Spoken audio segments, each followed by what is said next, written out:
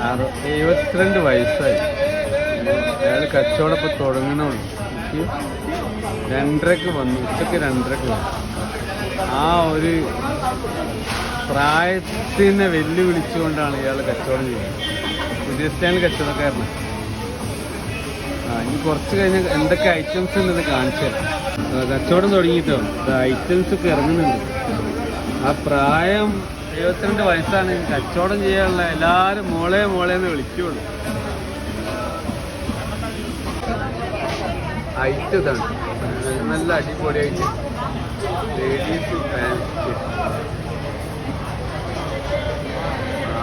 ആള് ഊർജ്ജമില്ലേ.